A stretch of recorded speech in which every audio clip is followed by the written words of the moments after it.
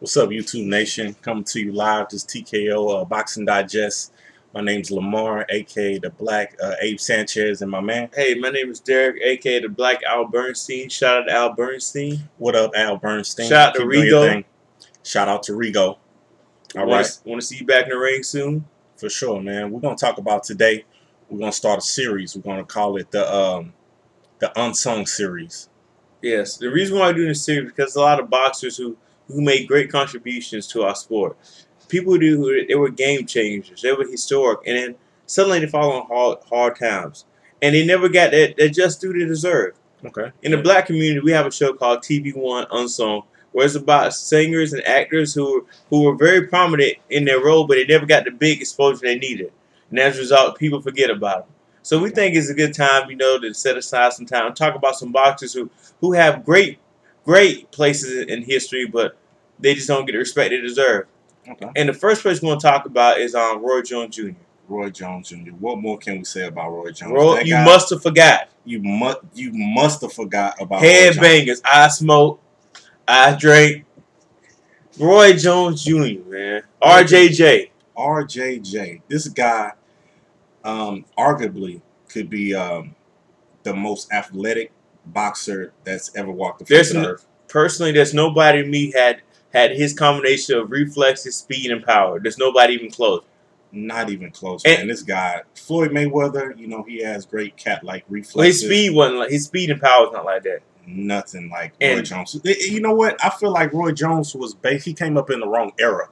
Just imagine if Roy Jones was in like the social media time, like Floyd. So doing an all access Roy Jones. And based on my Floyd is actually, Roy is actually more personable than Floyd, a whole lot more personal. Absolutely. So I think he would be even better.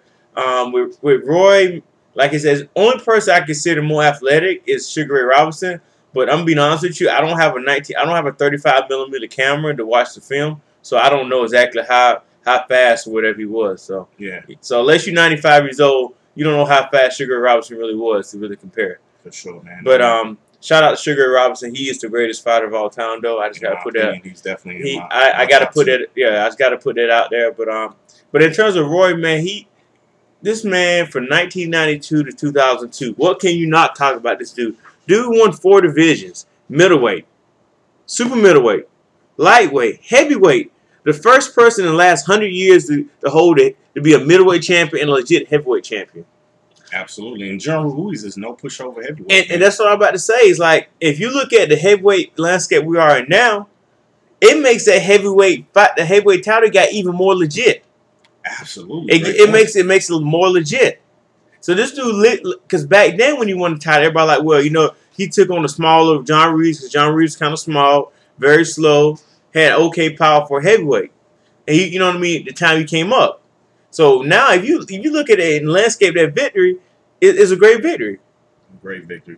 Can't never take anything away from Roy Jones. And we could have conversations with the youth today about Roy Jones. They don't even know who that guy is. All they know is the dude that Fat Joe was talking about. Even Roy Jones was forced to lean back.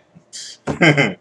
Shout out to Fat Joe, man. You're a funny dude, man. Man, if you haven't seen it, man, check out I want to say it's Tales from the Dark Side. Tales from the Dark Side of Fat Joe, man. He gives a great account of when Roy Jones ran up on him at a concert, and it's hilarious. Yeah, just check it out. Yeah, man. Absolutely. But yeah, with Roy, man, and it's crazy. This dude not only has a great professional background, he has a phenomenal amateur background. 1988 Seoul Olympics, won a silver medal, but got robbed of the gold medal. He got robbed so bad they had to change up the judging point system for amateur boxing. They had to change the point system. That says a lot, man. This guy, he's definitely a great ambassador of the sport, man. And I think the problem with Roy is, man, when he jumped over the weight and came back, his recovery was gone and his punch resistance was a little bit less, man. And then when he got knocked out, when Muhammad Ali got beat the first time, it was through the core. It was through scorecards. Roy Jones never really got that defined victory through the scorecards. You know what I mean? Like most greats who lose is usually a close battle, or you know what I mean? It's something like that. Like Muhammad Ali, he never got knocked out, Oscar or Floyd, but the way he got knocked out, it changed the whole landscape of what people remember about him, which I think is wrong. It's totally wrong, man. This guy, he did a lot for boxing, man. He was the biggest star, you would say, next to Mike Tyson at that time. He was a really big star. He won around. He made fights exciting to watch. He's not Mayweather. He's not there just for the paycheck and not to get hurt. Roy made sure the fans were entertained. Yes, not only outside the ring, but inside the ring. This guy was dynamic. He was very dynamic, man. You know what I mean? Like, you can't. And it's a shame how, like, actually, there was a Brian Campbell said if he had to choose from Oscar De La Hoya, Floyd Mayweather, B-Hop, or Roy be the one left out in the Hall of Fame. Wow. And I'm like, how can that happen? This dude was pound for pound king for 10 years. 10 years. You must have forgot. 10 years he was counting. So it's like, how can you do that? And then, don't get me wrong, I'll take nothing away from Bernard Hopkins. Shout out to Bernard Hopkins, the alien, hope you the best. AKA the old man that kicks ass. Old man that kicks ass is awesome. However, he stayed at 160 for 10 years. He stayed 160 for about 6 years. From 96 to 2004, he was at 160. Almost about 2002. So with that being said, Roy chose to be great. Roy went up in weight classes, 4 different weight classes, 160 to heavyweight. You know how the big weight gap that is between those classes? Roy chose to be great. Roy chose to put his skill set over bigger people. Okay. Yeah, I mean, that's a good point, too. I mean, he could have stayed at, let's say, 168. I think 160 was a bit small for him. Yeah, 168. Okay, if he would have stayed at 168, kind of like a Andre Ward, he would definitely been the best super middleweight in history, hands down. To me, he's already. There's no 168 that can mess with him, man. Yeah. That's not even close, man. Not when he was at his prime. Even back then, if you watch fights, when he was taking punches. He could take a punch, man. He had decent punch resistance. Yeah, like it wasn't like situation where he would get like that's another thing I hate when people say, well, Roy couldn't take a punch. You must have forgot. You must have not watched all the film. He could take a punch. Took some punches. So, you know what I mean? Like I hate how the community got Roy, man. You see Roy fighting in Germany. Hold on, I gotta stop my word praise, Roy Jones. You're the most exciting fighter of our generation to me. You the one that really got me into boxing and really take care of it and really appreciate it. Please do not fight Marco Huck. If Marco Huck decides, do not take that fight, Roy. Don't do it, Roy. Roy. I've seen enough highlight reels coming on the end of when things don't look good. You go to sleep in the ring. Roy, you go to sleep peacefully, man. Like, you sleep. Like, one thing I like about you, when you get knocked out, you get comfortable knocked out. You never look like you're in stress. You never look like anything going on with you. You look like you just sleep. You look very peaceful. You look very peaceful. You're planking, man. You was the first to plank, man. Pacquiao. He followed your Pacquiao didn't look comfortable when he was planking, man. He was knocked out, man. But you could tell you was like a baby, man. Like, but Marco Huck is just because you don't pay attention to cruiserweight division. Marco Huck is a legit cruiserweight. Hell, he fight heavyweight. He was with Alexander Povechkin and gave him a hell of a fight. Yeah, definitely. Do not fight this fight, Roy. This guy has won his last six fights knockouts. By KOs. This dude's one of the greatest cruiserweights of all time. That's a controversial statement. Okay, you're right. You're right. Last 20 years. Okay. Yeah, 20 years, man. I'm sorry about that. Thank you, A.A. Sanchez. Thank you. Hey, anytime, man. But I'm just saying, do not fight this fight, Roy. Don't take it, Roy. I mean, it's not worth it. I mean, I know you're going for that's the 5th belt. 5th, yeah, weight class. It may be too dangerous at this point. It's too dangerous, man. I mean, just enjoy your chickens, man. You know what I mean? Cockfighting, man. Cockfight. Get the headbangers back together. They ain't doing too much, man. Make another video. Just relax, man. Man, you got a cozy job at HBO. You got a cozy job. You know, just do that, man. All we want to do, man. But let's just say this. I mean, Bernard Hopkins is challenging the Crusher. I mean, what's the difference, right? I mean, you have to dare and push yourself to the limit.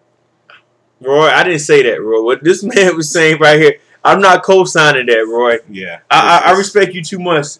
I respect you too much, man. It's different level. Roy, your punch resistance, your foot speed, everything just went down bad, man. Yeah.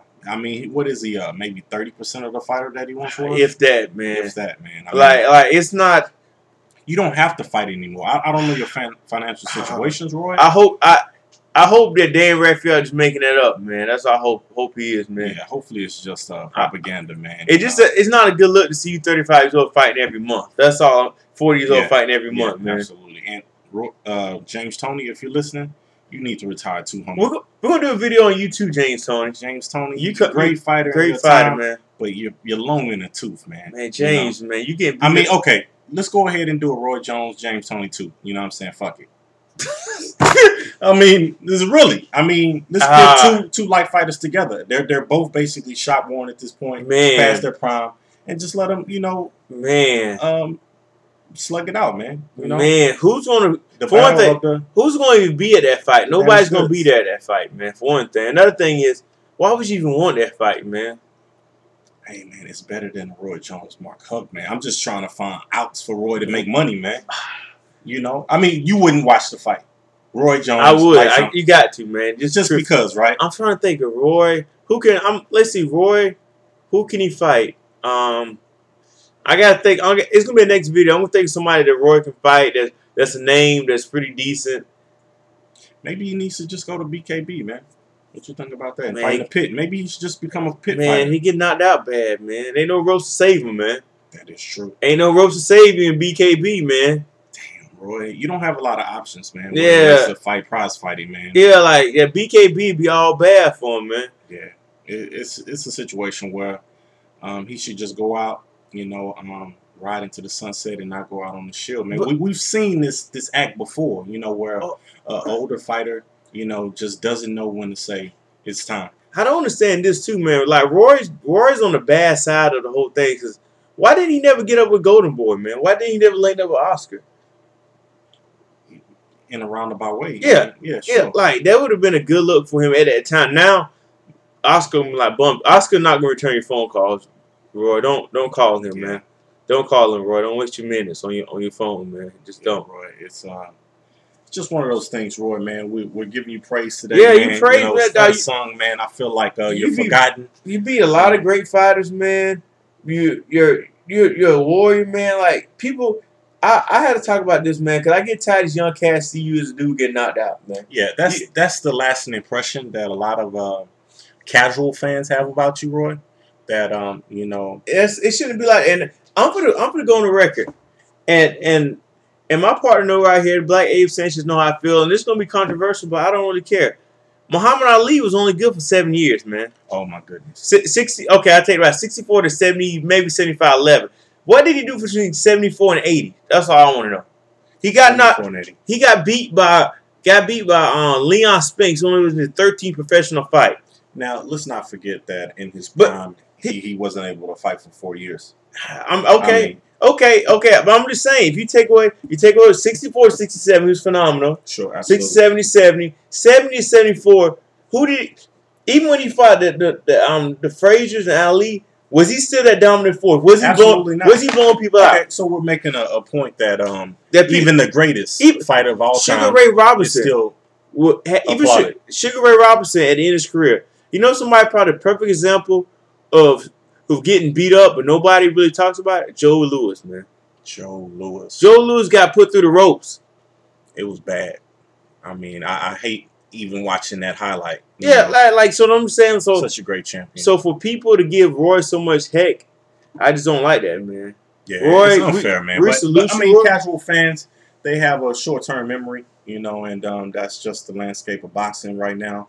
A fighter can take a loss and damn near have to get to the end of the line, man. We salute you, Roy. That's all I want to say, man. We're gonna put this Unsung. We're gonna do a lot of other people, man. This is the first of the series. We're gonna be coming to you live with more. There's a lot of people out there in the boxing world, the boxing community does not show favor for. And we need to get these people out there, man. It doesn't make any sense, man. These dudes out there risking their lives, giving all this entertainment, and now we act like these guys ain't nothing, man. Hey, man. I mean, boxing, we love this sport, man. It's the sweet science, but at the same time, it's just a dirty, cruel game, But we're here to show support where support is respected. You know what I'm saying? And Roy Jones, we salute you, man. We salute you, man. Man, you're my favorite fighter of our time. I always enjoyed you, man.